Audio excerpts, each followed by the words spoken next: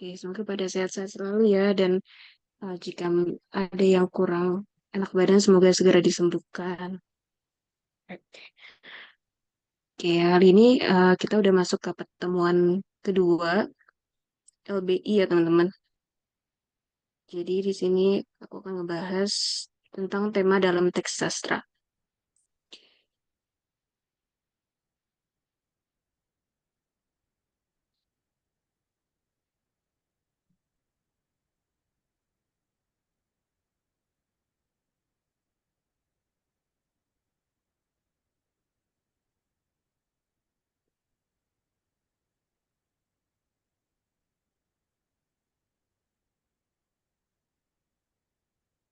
Oke, share screen-nya udah terlihat ya teman-teman.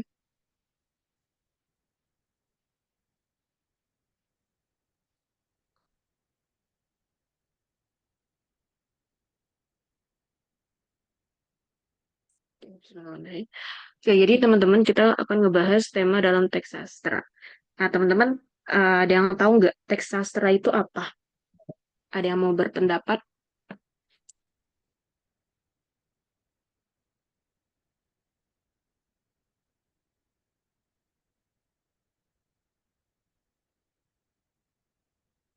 atau tema aja deh coba. Kan kemarin Kak Gisa udah ngejelasin kan tentang gagasan utama gitu atau tema. Nah, kalau menurut teman-teman gimana?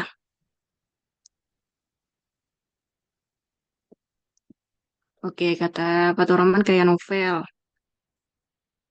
Oke, kata Salsa, tema itu gagasan awal untuk bikin sebuah karya sastra, Kak. Oke, yang lain, satu lagi ya yuk.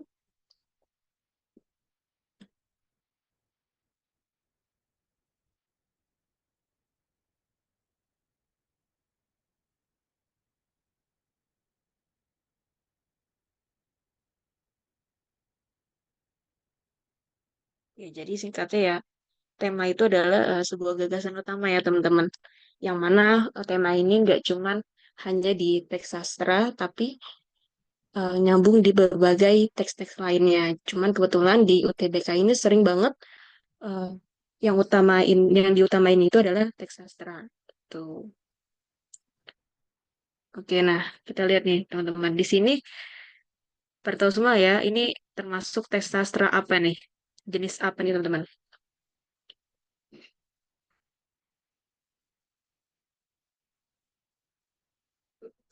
Yang kata Salsa novel, kata Ahmad fiksi.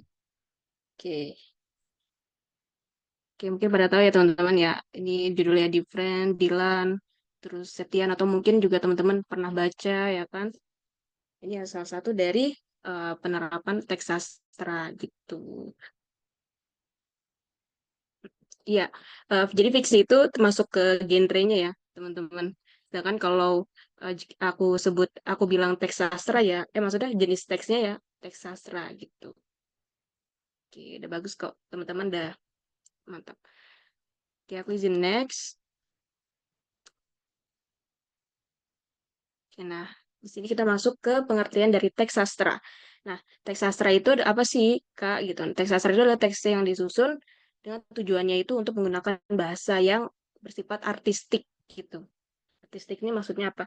Yang dengan keindahan atau dengan keestetikan penulisan dalam bahasa gitu, teman-teman. Nah, jadi bahasanya bisa digunakan dengan lisan dan juga bahasa tulis. Dan kebetulan kalau yang contoh sebelumnya itu adalah masuknya ke bahasa tulis. Gitu. Oke, sampai sini apakah ada pertanyaan atau aman?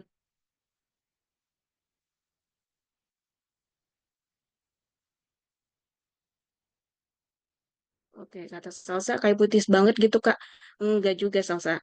Jadi di apa namanya teks sastra ini macam-macam ya jenisnya. Ada teks sastra yang bentuknya puisi, terus novel, cerpen. Nah, itu tergantung lagi ke gaya bahasa penulisnya itu bagaimana gitu. Jadi nggak semuanya itu overall kayak puitis. Dan mungkin teman-teman baca kalau yang Dilan itu kan dia kalau nggak salah pakainya kalimat yang non formal ya, gue lo gitu atau apa.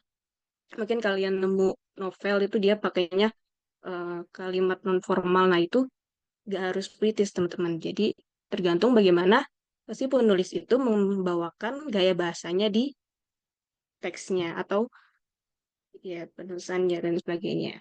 Gitu. Oke, sip. Aku lanjut ya. Nah, tadi kan aku sempat ke spill tuh. Jadi sejenis dari teks sastra. Nah, yang pertama ini adalah ada tiga ya teman-teman. Yang pertama ini ada teks puisi, yang seperti teman-teman tahu dia biasanya tuh monolog satu orang aja, terus dibawakan oleh seorang penutur atau lirik gitu. Lalu yang kedua itu adalah teks drama. Nah, teks drama ini adalah bahasanya tuh berdialog ya teman-teman. Biasanya juga per tim dan dia tuh dialog yang mendominasi dan gerakannya. Lalu yang terakhir itu ada teks prosa atau teks naratif. Nah, teks naratif itu kayak tadi ya teman-teman seperti novel, terus juga cerpen dan lain sebagainya. Yang mana itu merupakan suatu teks yang alurnya itu tidak teman-teman. Oke, sampai sini apakah ada yang ditanyakan?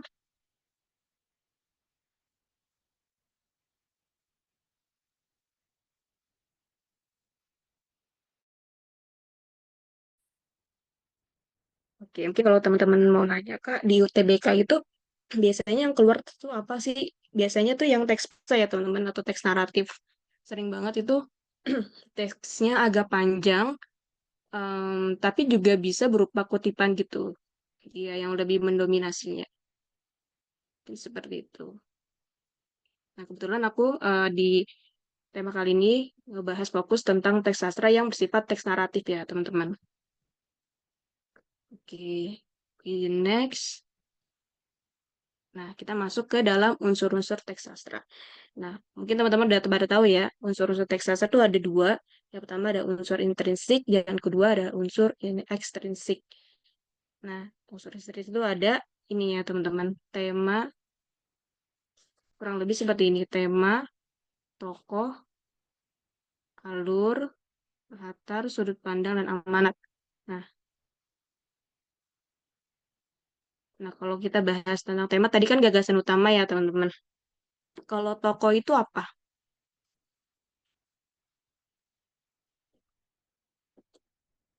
Utamanya.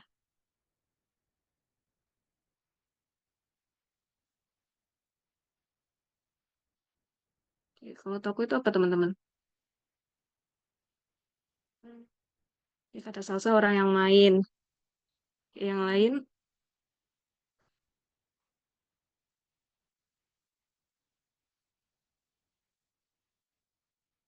oke, orang yang ada di cerita tersebut itu.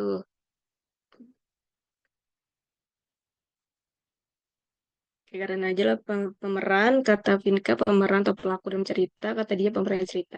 Ya, benar banget teman-teman. Jadinya mungkin teman-teman eh, tahu gitu, tokoh itu artinya ya pemain atau pelaku dalam cerita tersebut gitu. Nah,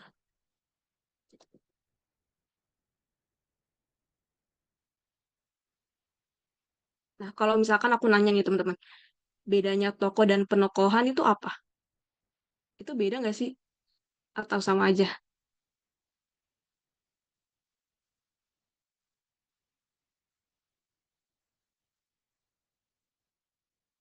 Oke, kata salsa tokoh pemeran Kak, kalau penokohan wataknya.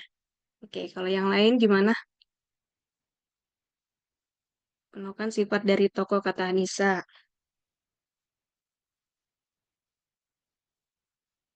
Oke, bener banget ya, teman-teman. Jadi beda antara tokoh dan penokohan gitu.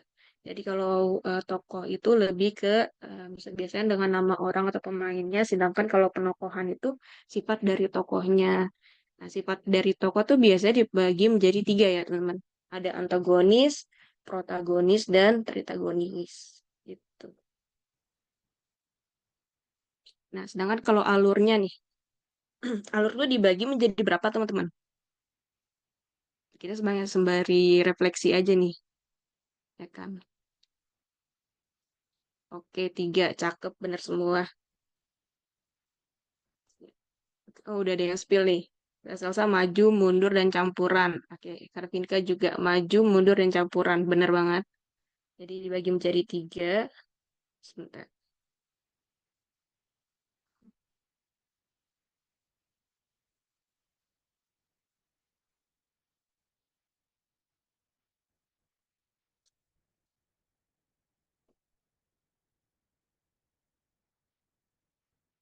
Dan maju, mundur, dan campur. Nah, campuran tuh apakah yang keduanya ya, teman-teman? Jadi dia di awal ada maju, terus juga di tengah-tengah dia mundur, terus tiba-tiba akhirnya dia maju lagi seperti itu, kurang lebih kalau yang campuran. Nah, kalau latar nih ada berapa, teman-teman?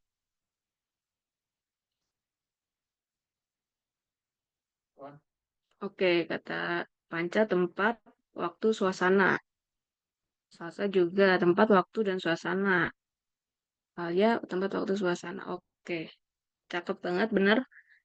Jadi ada tiga juga ya, latar itu. Sebentar. Tempat, waktu, dan suasana. Oke. Nah, terus yang ke berapa nih, poin berapa? Lima, sudut pandang tuh ada berapa, teman-teman? Yang umum-umumnya aja.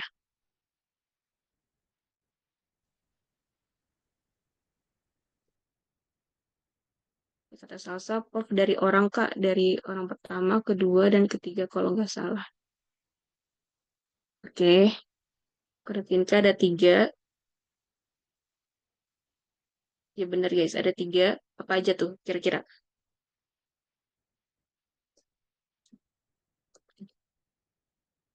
Kita sambil refleksi aja.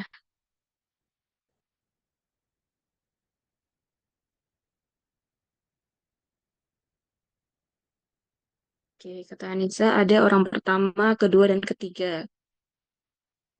Oke, kata Fatur, orang pertama atau akuan. Oke, itu udah contohnya ya teman-teman. Jadi ada bener banget pertama, kedua, dan ketiga. Sorry, ketiga. Misalkan kalau yang pertama tuh apa Kak? Yang pertama itu aku. Terus kedua, kamu.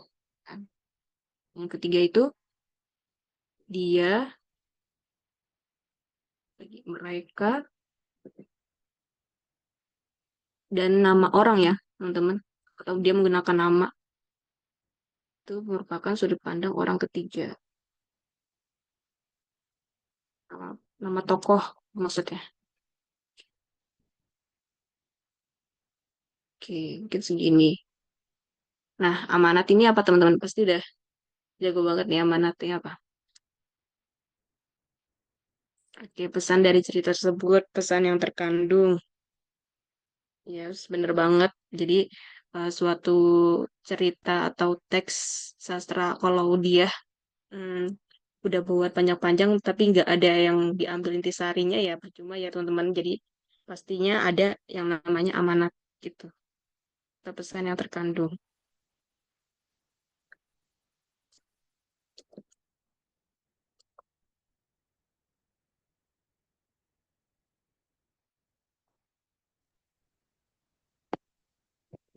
Oke.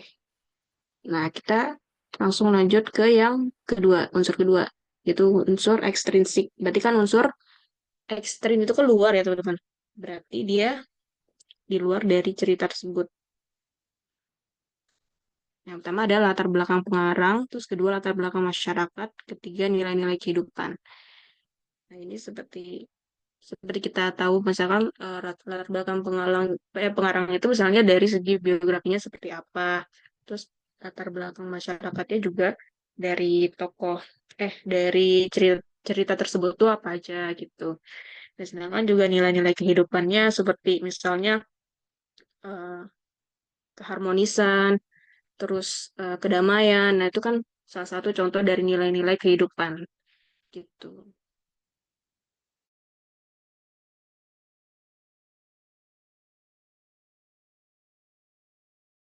Itu ya sering stick sama nilai kehidupan teman-teman. Oke, misalnya ini keharmonisan, kedamaian, dan sebagainya. Mungkin teman-teman tahu lah ya nilai kehidupan itu seperti apa. Oke, sampai sini apakah ada pertanyaan atau aman nih teman-teman?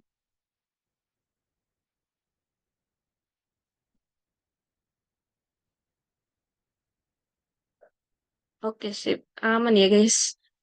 Aku izin skip.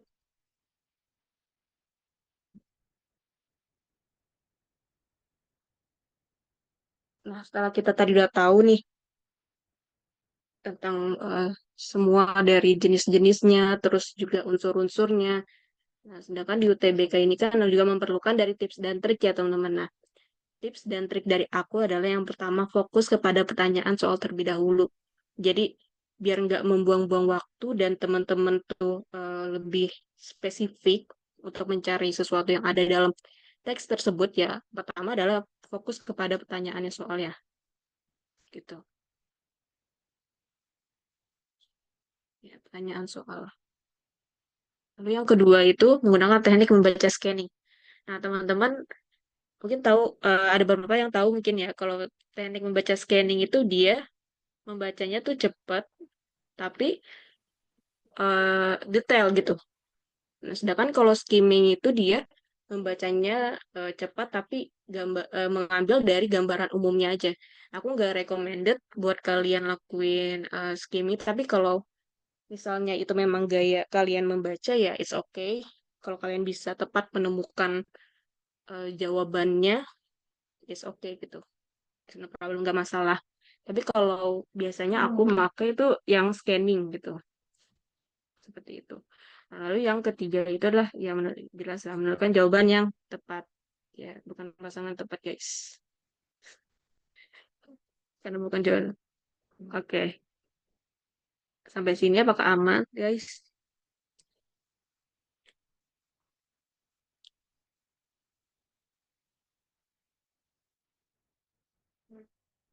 Oke, aman ya. Kita langsung aja kita coba tekniknya di next slide.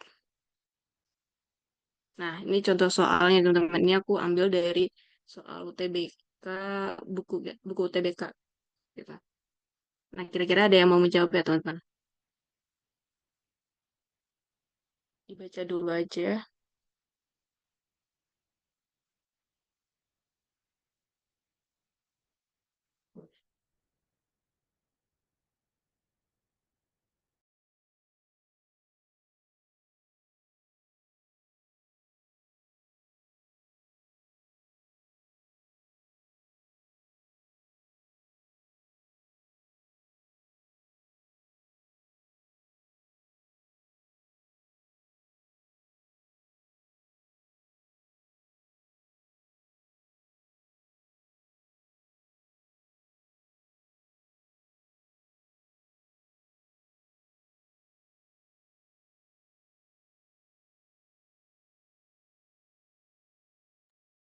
Enggak, Fatur, dicoba dibaca dulu sesuai dengan tips dan trik yang sebelumnya.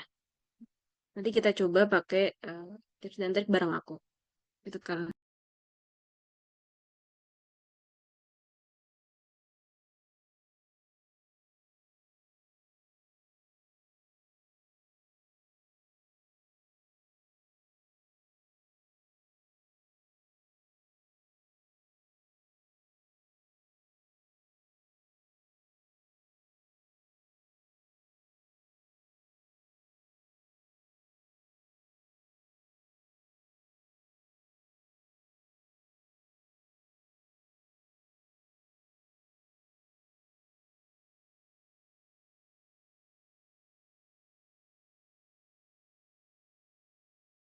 Ini dari Panca udah ada jawabannya. Yang lain boleh dikirim ya.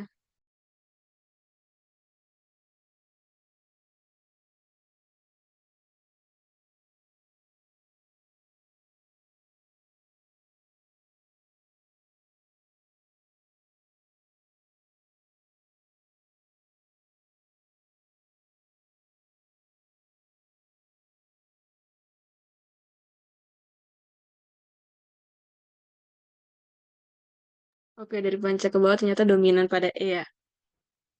Atau ada yang lain nih. Oke, semua. Oke, kita lihat ya teman-teman. Kita baca nih. Jadi teknik baca aku tuh cepet. Cepet dalam artian nih dari pertama Adam. Oh, biasanya gini kalau baca nih. Adam Osborn adalah salah satu orang baca gini. Nah, gitu ya teman-teman. Sampai kita lihat di Oke. Dia tahu nih, dia lulus dari Universitas Birmingham Inggris sebagai sarjana muda di bidang teknik kimia. Oke, ini kita keep dulu, tapi kita lihat lagi seterusnya. Saya itu ia pindah ke Amerika Serikat, pendidikan dari awal Harvard dan pendidikan dari dokter dan pendidikan kimia. Kemudian dia belajar bahasa iya pada awal belajar dengan menulis buku, pandai sempat tulis. Oke, dia mencoba mendirikan Osborn Associates. Oke, ini salah satu bisa dibilang keistimewaan juga. Lanjut, kayaknya terlalu value of work. Coba jadikan misalnya dia mencoba 5 tahun ya. Paspor menjual paspor. Menjual satu dari polanya selesai menjual. Sebentar kemarin itu tahu dengan semua hal.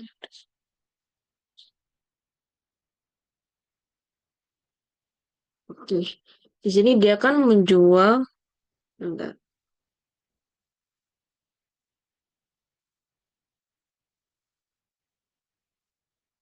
Oke, dia punya ide untuk membuat komputer ya, teman-teman. Namun perusahaan komputer itu belum siap mungkin ya. Siap dengan konsep-konsepnya. Sama juga dengan Osborne, tenaganya desain komputer yang portable, menarik, dan mudah digunakan. Oke. Nah, di akhir ini, eh, teksnya ini mention teman-teman. Bagaimanapun, Adam Osborne merupakan seorang penemu yang jenius. Nah, di sini tuh penemunya tuh apa? Ya ini ya teman-teman ya, komputer. Ini, komputer ini. Atau enggak dari sini nih. Ya, Osborne pun mulai mengalihkan tenaganya untuk mendesain komputer yang portable, menarik dan mudah digunakan dan kuat. Nah, berarti kita kan tadi lihat nih sebagai lulusan sarjana muda di bidang teknik kimia. Ini kan udah pasti eh, adik-adik kelasnya atau sorry adik-adik tingkat atau kakak tingkatnya tuh mungkin ada ya teman-teman. Itu kan selalu pasti ada gitu loh. Misalkan sarjana muda terus dia di bidang teknik ya kan. Itu kan suatu hal yang apa ya dibilang umum dan semua orang tuh bisa gitu. Nah, sedangkan kalau yang dibilang dengan keistimewaan tokoh, artinya dia tuh berbeda dari yang lainnya gitu. Nah, yang di sini adalah yang benar-benar satu-satunya dia punya ide untuk membuat atau mendesain komputer ya, teman-teman. Yang ini. Berarti jawaban yang eh, sesuai dan juga kita bisa lihat bahwa si Adam ini lebih ke seorang penemu yang jenius dan menemu apa? Menemu komputer atau PC gitu ya, teman-teman. Jadi jawaban yang lebih tepatnya adalah yang eh seperti itu. Jadi kalau misalkan kita lihat nih, yang A, memiliki keoptimisan bahwa perusahaan komputer akan mengikuti konsep idenya. Itu ini enggak ya teman-teman? Karena perusahaan komputernya itu belum siap dengan konsep-konsepnya justru. Lalu yang B, lulus dari Universitas Birmingham Inggris sebagai sarjana muda terbaik di bidang teknik. Nah ini kan tetap berlanjut gitu ya teman-teman. Penghargaannya itu mungkin dari adik-adik tingkatnya udah pernah ada, terus juga kakak-kakak tingkatnya udah pernah ada yang menjadi sebagai lulusan Inggris juga sarjana muda terbaik di bidang teknik kimia gitu. Berarti ini bukan kurang tepat gitu maksudnya. Lalu yang ketiga, yang C, dia mendapatkan pekerjaan barunya sebagai penulis buku panduan bagi profesor-profesor sebuah perusahaan komputer.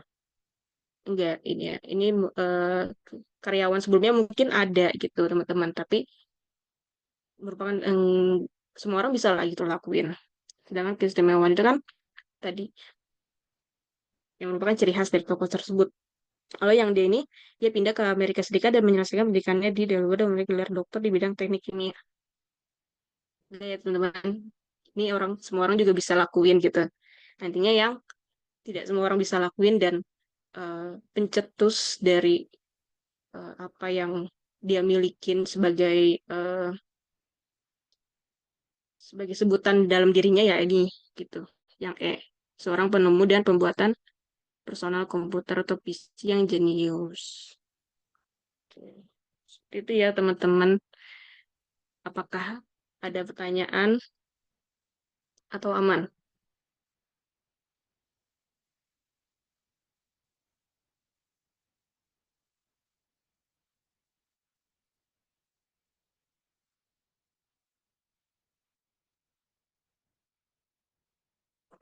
Oke, sip, aman ya.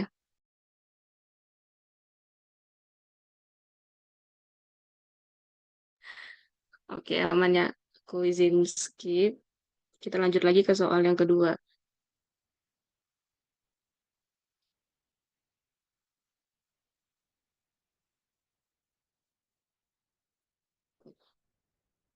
Oke, nah ini lebih singkat kutipannya. Mungkin bisa nih, berapa detik doang nih.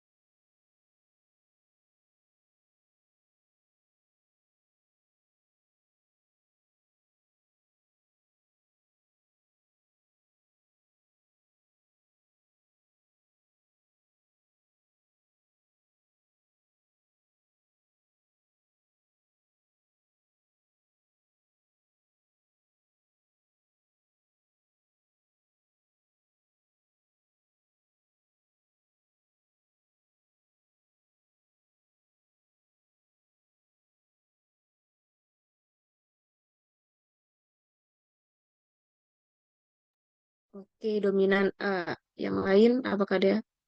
Oke, kata katur B. 8CC.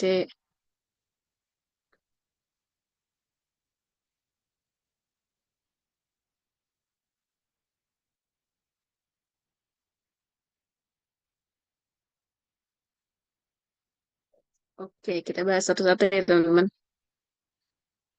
Seperti kayak tadi, kita lihat dulu pertanyaannya dari tipsnya. Tentukan isi tersirat kutipan cerpen tersebut. Nah, berarti yang ada dalam kutipan tersebut ya teman-teman. Maksudnya yang ada bukan di luar dari uh, imajinasi kita gitu. Kita baca nih. Saat 3 hari habis itu masa berpikir yang diberikan padaku. Aku dipanggil lagi ke meja makan. Keburu dia aku tak lagi ada. Tapi hatiku ciut dan bikinku kalut. Terus satunya persediaan kata yang bisa gunakan agar aku tidak dimurkai terserah ibu dan bapak. Oke. Di sini tersiratnya ini ya teman-teman.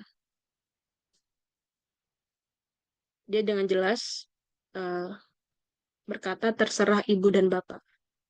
Sorry, papa. Nah, berarti kita lihat aja nih, tinggal di jawabannya. Yang pertama, toko aku pasrah kepada keputusan orang tuanya. Nah, dari kata terserahnya aja nih teman-teman. Berarti menunjukkan si orang ini apa? Memiliki sifat apa? Pastinya pesimis ya kan ya. Pesimis, terus juga nggak percaya diri, ataupun juga udah capek gitu kan. Dan lain sebagainya. Kita keep dulu yang A. Lalu yang B, toko aku takut akan dimarahi kedua orang tuanya. Apakah benar?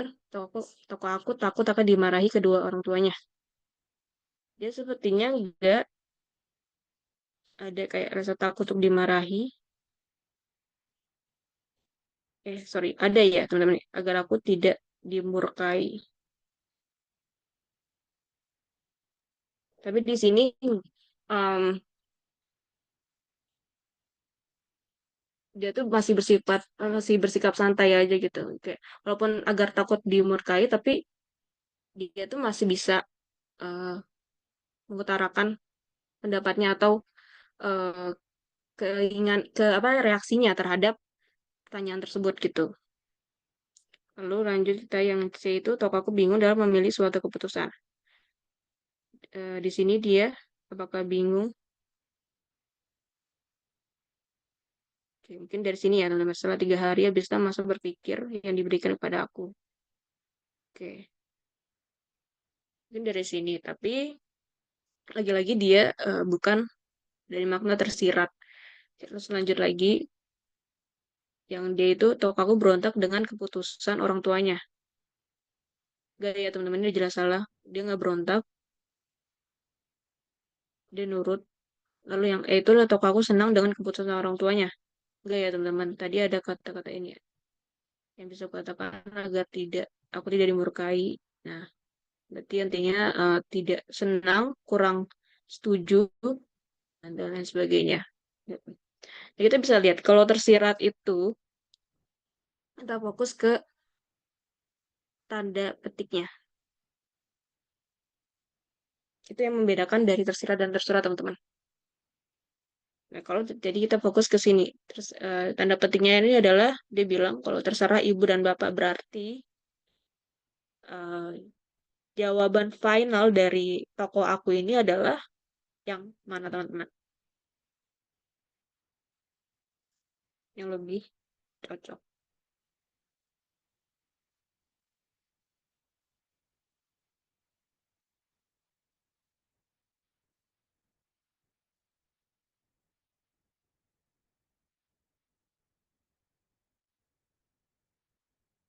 Iya, maksud aku tuh ini dari sebelumnya kan eh, bahwa tersirat itu tadi kan nggak sempat mention yang buat tersirat dan tersurat gitu. Dan kan kalau yang tersirat itu tadi aku baru nyadar kalau dia tuh menggunakan tanda petik gitu. Sedangkan kalau yang ini kan sebagai narasi aja nih. Dari setelah yang tidak menggunakan tanda petik ini sebagai narasi. Sedangkan kalau yang dialog ataupun untuk menemukan dari berjalannya cerita tersebut ya, dia menggunakan tanda petik ini gitu dan masuk ke tersirat gitu. Dan kalau tersurat itu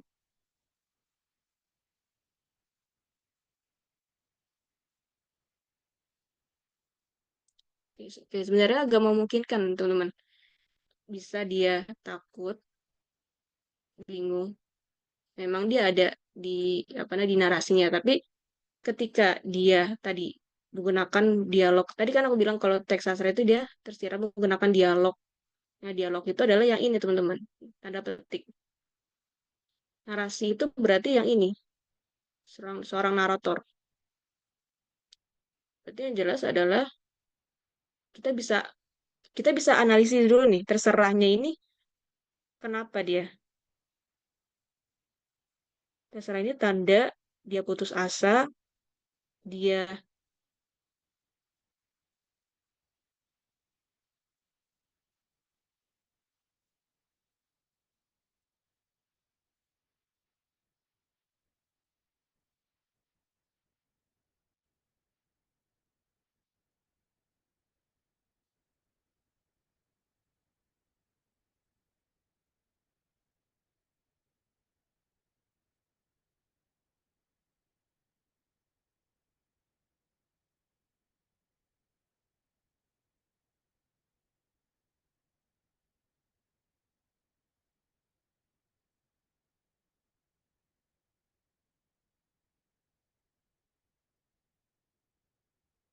sorry teman-teman terputus. Oke. Agar tidak dimurkai maka dari itu bilang terserah. Iya, di sini memang naratornya bilang agar aku tidak dimurkai, bilang terserah. Nah, yang menjadikan terserah ini adalah sikap dari penulis, sikap dari tokohnya ini apa gitu. Yang dibilang ini adalah maksudnya sikap yang diambil dari tokohnya tersebut tuh apa gitu. Berarti bisa dipastikan bahwa dia ini adalah yang A, teman-teman. Aku pasrah kepada keputusan orang tuanya. Oke, di sini kita lihat objeknya ini adalah kan ini kan teman-teman keputusan. Keputusan siapa? Orang tuanya. Kalau di sini tadi apa? Dimarahi. Oke, dimarahi doang, tapi gak jelas ya teman-teman. Maksudnya belum jelas. Yang dimarahi ini kenapa gitu? Siapa objeknya gitu? Objeknya memang orang tua, tapi ada hal lain lagi yang kurang. Itu keputusannya, ya kan? Yang dibicara ini maksudnya keputusannya. Lalu yang C. Kita lihat. Tokoku bingung dalam memilih suatu keputusan. Dia bingung memang di ini bisa berpikir dan kepadaku. Tapi di akhirnya dia memilih untuk untuk berbicara dengan terserah ibu dan bapak. Berarti dia mengikuti keputusan kedua orang tuanya. Artinya dia tidak bingung lagi gitu. Oke, mungkin yang lebih jelas adalah yang ini. Jadi maksudnya itu adalah sikap yang diambil dari tokoh tersebut gitu.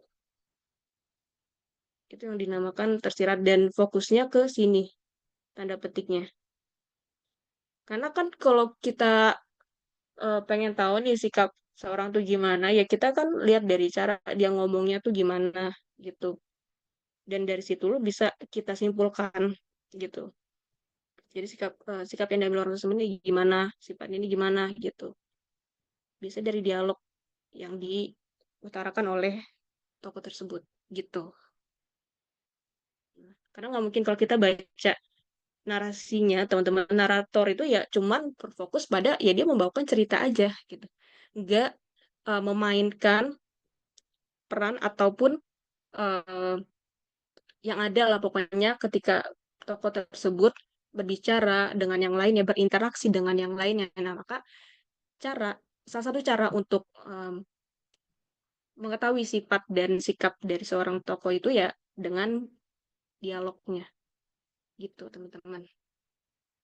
Oke. Jadi mungkin kalau yang tersurat itu dia model dari narasi. Mungkin, tapi aku belum ketemu soalnya seperti apa ini baru nemu yang tersirat. Jadi kalau ketemu mungkin bisa kita bahas bareng-bareng gitu. Oke, sampai sini apakah ada pertanyaan?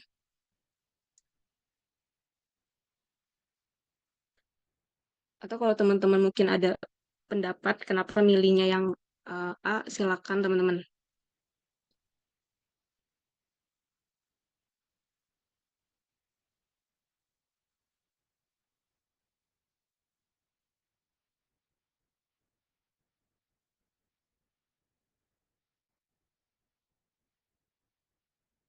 Oke, amankah? Atau ada pertanyaan?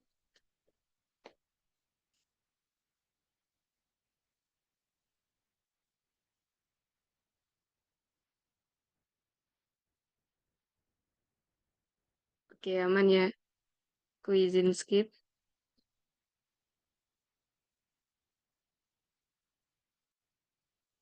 Kita ke soal yang ketiga. Nah, ini boleh dibaca dulu teman-teman. Kutipannya agak pendek. Iya betul Pinka yang A. Karena tadi lebih lebih berfokus pada dialog dari tokoh tersebut. Jadi diambil sikap simpulan dari tokoh tersebut itu apa gitu.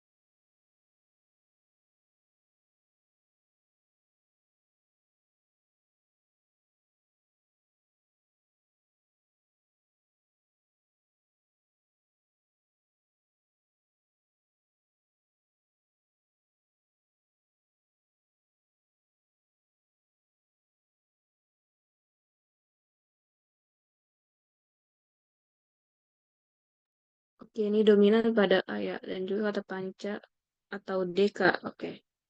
Ini teman-teman yang milih A bisa jawab dulu dari salsa mungkin. Kenapa jawabannya A?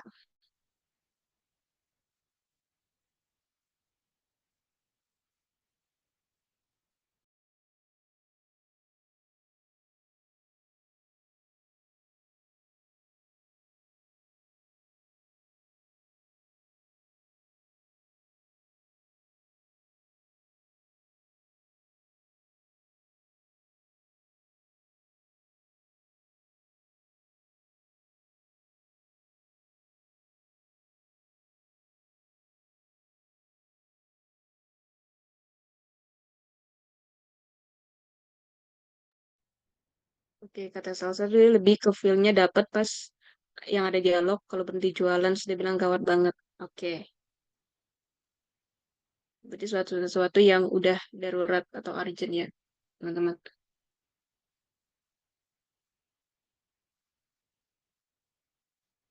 Oke, sip. Cakep analisisnya.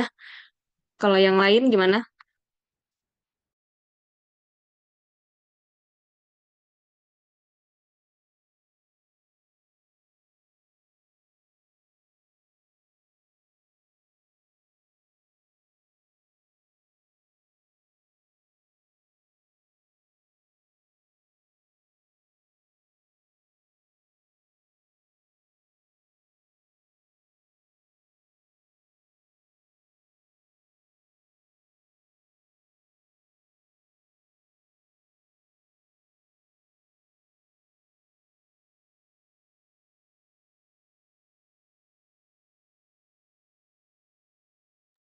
Oke, kata Pinka, kalau Pinka gara-gara berhenti jualan molen, jadi bingung mau beli molen kemana dan jadi kelaparan. Oke, itu analisis di awal ya, teman-teman. Bagus juga. Oke, jadi gini, kita baca lagi. Coba kita terapin. Ini adalah ada terakhir. Manusia tak sediakan untuk.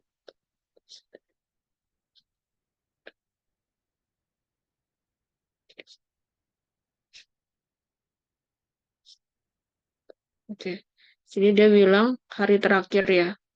Hari terakhir dia berdagang molen di sekolah kita. Terus lanjut, ya, dia kan berhenti jualan molen. Ketika dia eh, ketika dia udah hari terakhir berdagang molen, berarti dia otomatis berhenti jualan molen. Dan akhirnya menetap di kampung untuk ngurus kebun dan ternaknya. Lalu dibantah lagi, lalu kita beli molen pada siapa? Gitu kan. Berarti otomatis bisa disebutkan bahwa di situ tidak ada penjual molen lagi selain bapak molen itu gitu. Kan jadi sesuatu konflik ya teman-teman. Terus juga disebut lagi dengan kalimat ekspresif kayak gini. Wah gawat. Oke, tanpa pamolnya kita kan kelaparan. Kalau kelaparan pelajaran mana bisa lancar. Nah, terus disetujui lagi sama Bu Wati. Oke, di sini berarti ada eh, berapa tokoh nih teman-teman yang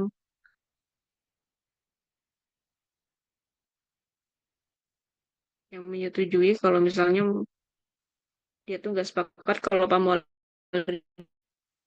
terakhir, ya berdagang terakhir di sekolahnya. Bisa lihat ada si Gembong, sorry,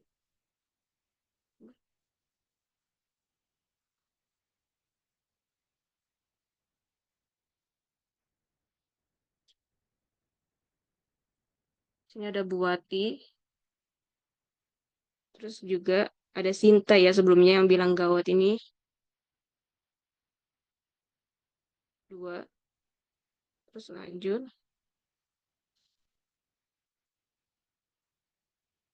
Nah mungkin ini Sinta yang atau gimana, atau anonim lah kita sebut lah. Nah, berarti kan dari banyaknya tokoh itu yang setuju dengan bahwa itu sesuatu hal yang urgent atau darurat gitu ya teman-teman ya berarti itulah yang disebut sebagai konflik gitu. Jadi berarti yang utamanya adalah Pak, coba kita lihat yang Pak.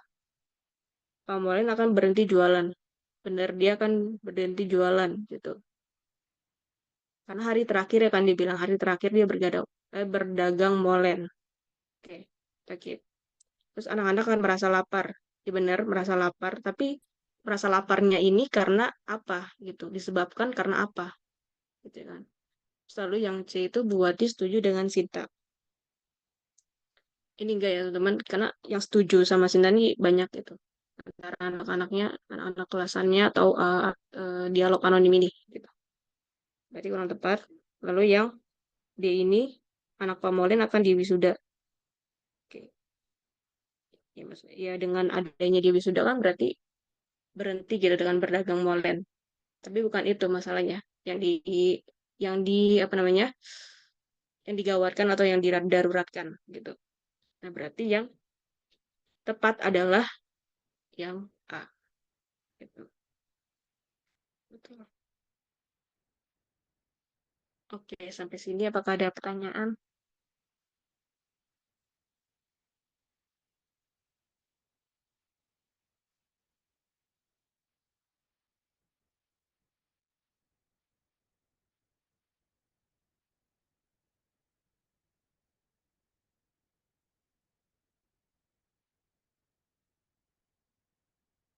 Oke, aman ya, teman-teman insya Allah.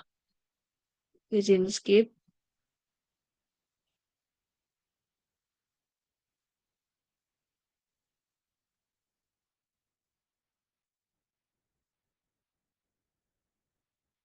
Jadi mungkin soal terakhir ya teman-teman.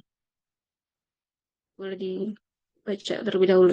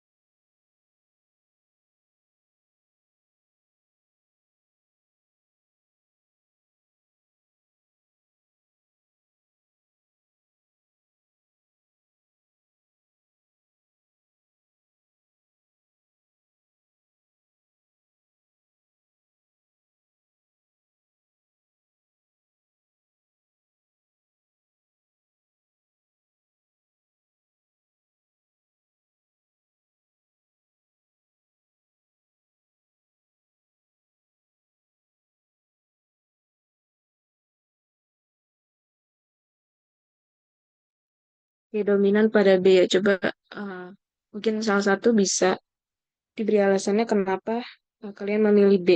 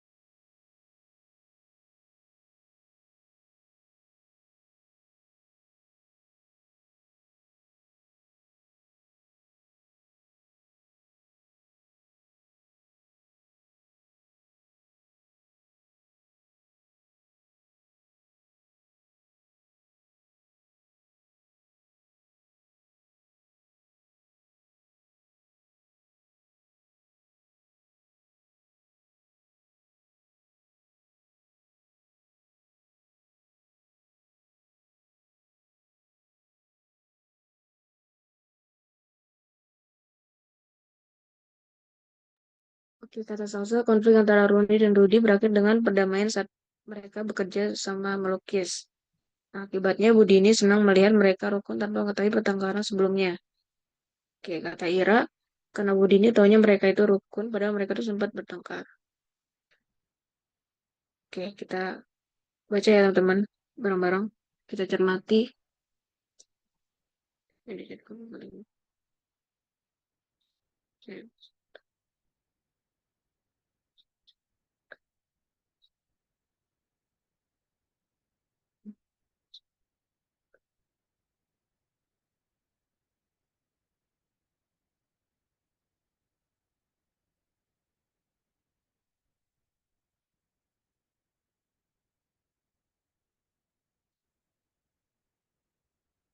Oke, di sini kan pertanyaannya itu adalah kita harus nyari simpulan akibat ya teman-teman. Simpulan akibat dari konflik cerpen tersebut.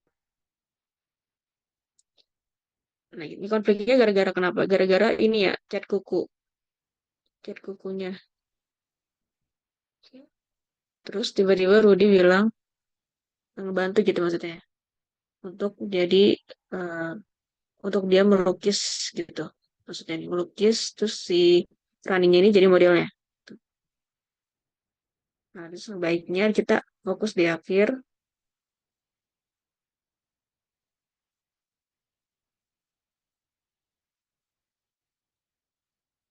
Dan pada akhirnya dia tuh akrab ya teman-teman si Runi dan Rani ini.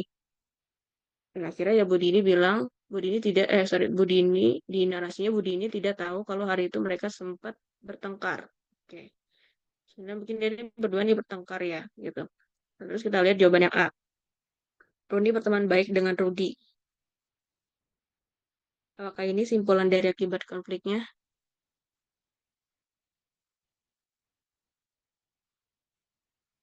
Ini kurang tepat ya teman-teman. Karena dari simpulan dari akibat konfliknya ini kan merujuk kepada resolusi akhirnya gimana gitu ya kan.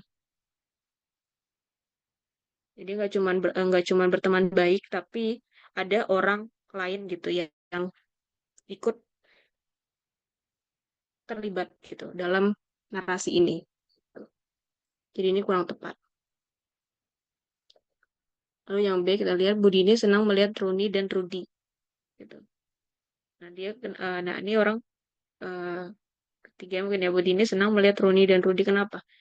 Karena ini tadi karena gara-gara cat kukunya, padahal cat kuku tidak boleh dipakai sekolah, tapi itu eh, si Rudi menawarkan alternatif lainnya agar si Rani itu tidak marah atau lain sebagainya gitu ya kan. Tidak menimbulkan konflik. Jadi mungkin ini bisa kita keep. Lalu yang C ini, Roni bertengkar dengan Rudi.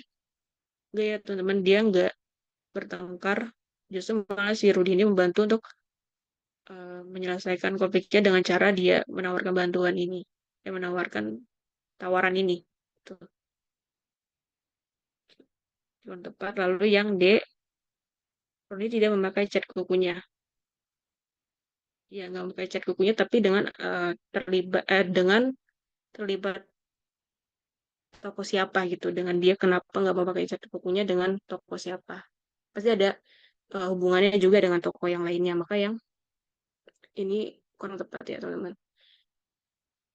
Nah, makanya ketika simpulannya berarti semua toko ini dijadikan satu dan juga kita simpulin yang tepat adalah yang ini.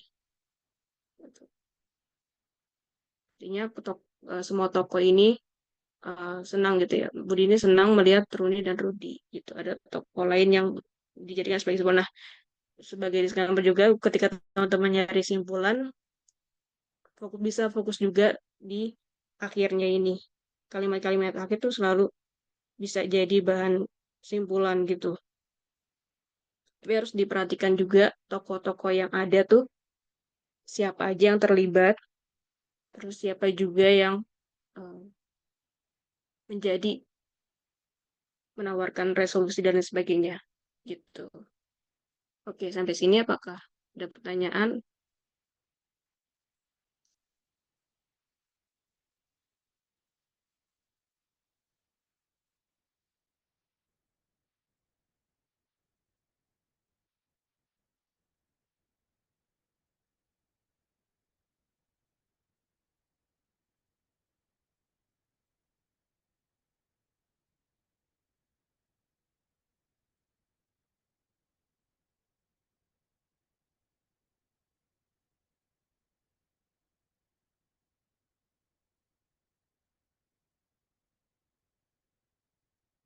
Ya, aman ya teman-teman. Ya, insya Allah. Hmm.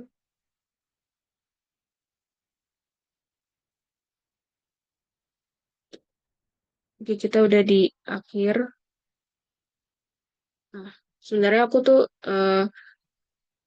tadi sempat lihat ada apa namanya pengen ngasih kalian tuh kuis gitu. Tapi kuisnya ini agak panjang teman-teman ceritanya. Mungkin nanti bisa ketika refleksi atau teman-teman boleh milih nih mau ngerjain kuis atau ngerjain lembar kerja template. Kayak gini contohnya nih.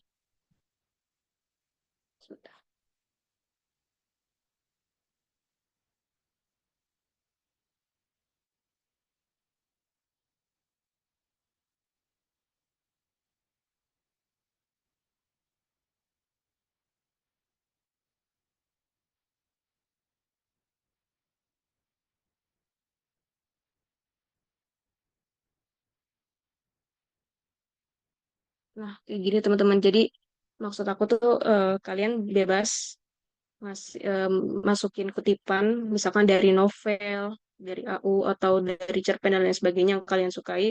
Atau kalian boleh search juga di Google dan berbagai sumber lainnya gitu. Nah, baru kalian tentuin nih temanya tuh apa dari kutipan tersebut. Terus juga judulnya apa dan sertain sumbernya. Itu kira-kira kalian mau ngerjain yang ini atau kuis?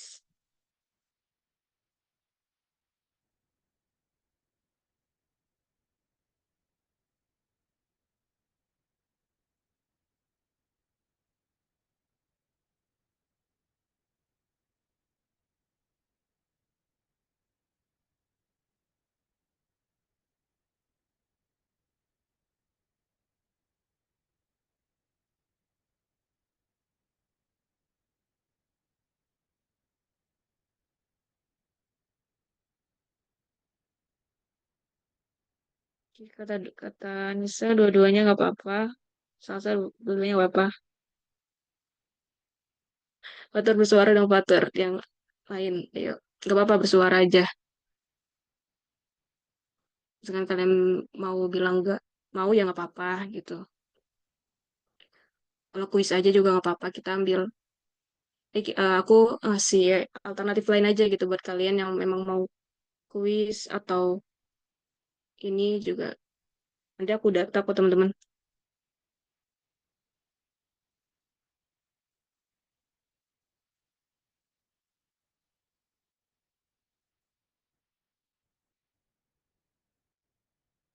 Oke, jika kuis,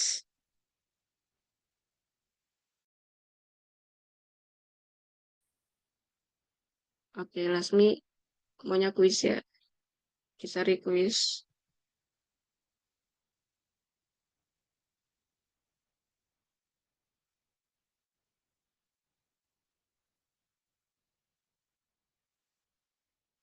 Boleh boleh nanti aku buat pembahasannya di GCR.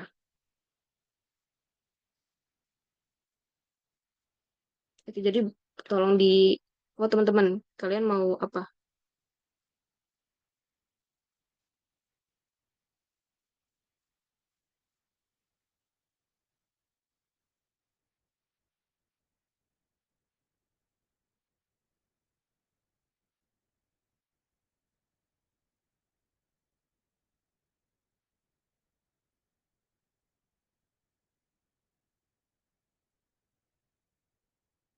Ya, buat pembahasannya aku masih menyesuaikan ya, karena aku belum buat pembahasannya hanya sebagai analisis, tapi usahain nanti malam aku kirim gitu GCR.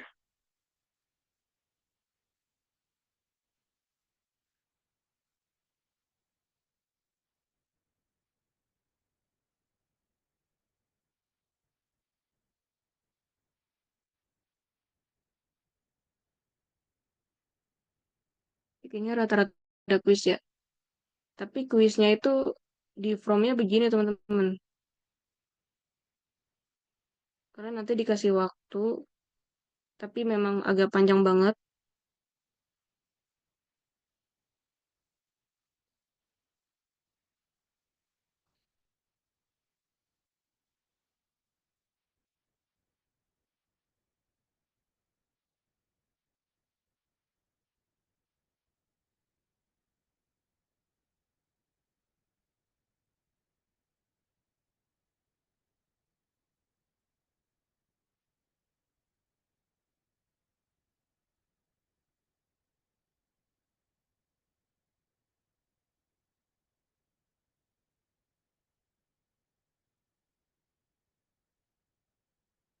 Nah, tampilannya tuh begini.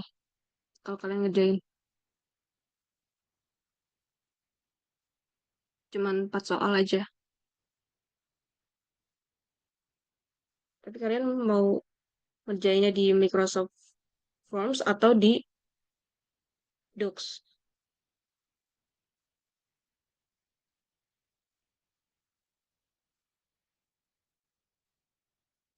Oke, sepakatkah? Kuis aja nih teman-teman. Boleh reaction dong kalau misalkan mau kuis aja.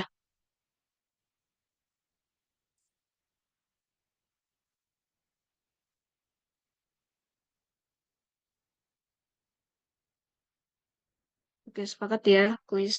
Dan nanti aku kirimin di GCR ya, teman-teman. Oke, terima kasih sebelumnya sudah mengikuti kelas LBI pertemuan kedua dengan aku sendiri. Semoga apa yang aku sampaikan bisa bermanfaat buat teman-teman, bisa dijadikan eh, sedikit dari fakir ilmu dari aku sendiri gitu. Dan juga bisa diambil yang baiknya, juga dibuang yang buruknya, teman-teman.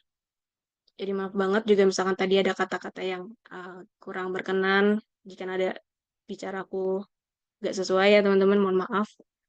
Karena menurut aku tuh uh, it's okay maksudnya. Kita kan berbeda dari berbagai berbeda-beda ras dan lain sebagainya gitu. Jadi mohon dimaafkan. Kurang lebihnya mohon maaf. Wassalamualaikum warahmatullahi wabarakatuh.